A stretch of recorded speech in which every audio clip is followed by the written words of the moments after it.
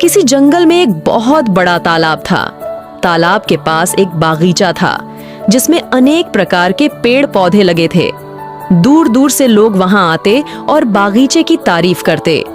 गुलाब के पेड़ पे लगा पत्ता हर रोज लोगों को आते जाते और फूलों की तारीफ करते देखता। उसे लगता कि हो सकता है एक दिन कोई उसकी भी तारीफ करे। पर जब काफी दिन बीत जाने के बाद भी किसी ने उसकी तारीफ नहीं की तो वो काफी हीन महसूस करने लगा। उसके अंदर तरह तरह के विचार आने लगे। सभी लोग गुलाब और अन्य फूलों की तारीफ करते नहीं थकते, पर मुझे कोई देखता तक नहीं। शायद मेरा जीवन किसी काम का नहीं। कहाँ ये खूबसूरत फूल और कहाँ मैं। और ऐसे विचार सोचकर वो पत्ता काफी उदास रहने लगा। दिन यूं ही बीत रहे थे कि एक दिन जंगल में बड़ी जोर जोर से हवा चलने लगी और देखते देखते उसने आंधी का रूप ले लिया। बागीचे के पेड़ पौधे तहस नहस होने लगे। देखते देखते सभी फूल जमीन पर गिरकर निढाल हो गए। पत्ता भी अपनी शाखा से अलग हो गया और उड़ते उड़ते तालाब में जा गिरा।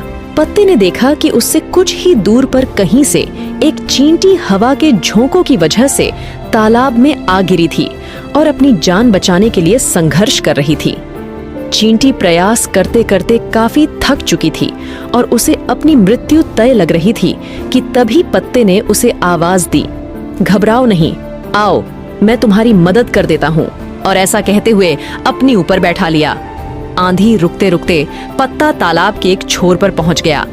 चींटी किनारे पर पहुंचकर बहुत खुश हो गई और बोली, आपने आज मेरी जान बचाकर बहुत बड़ा उपकार किया है। सचमुच आप महान हैं। आपका बहुत बहुत धन्यवाद। ये सुनकर पत्ता भावुक हो गया और बोला, धन्यवाद तो मुझे करना चाहिए, क्योंकि तुम्हारी वजह से आज पहली बार मेरा सामना मेरी काबिलियत से हुआ, जिससे मैं आज तक अनजान था। आज पहली बार मैंने अपने जीवन के मकसद और अपनी ताकत को पहचान पाया हूँ। मित्रों, ईश्वर ने हम सभी को अनोखी शक्तियां दी हैं। कई बार हम खुद अपनी काबिलियत से अनजान होते हैं और समय आने पर हमें इसका पता चलता है। हमें इस बात को समझना चाहिए कि किसी एक काम में असफल होने का मतलब हमेशा के लिए अयोग्य होना नहीं है। खुद की काबिलियत को पहचान कर आप वह काम कर सकते हैं जो आज तक किसी ने नहीं किया है।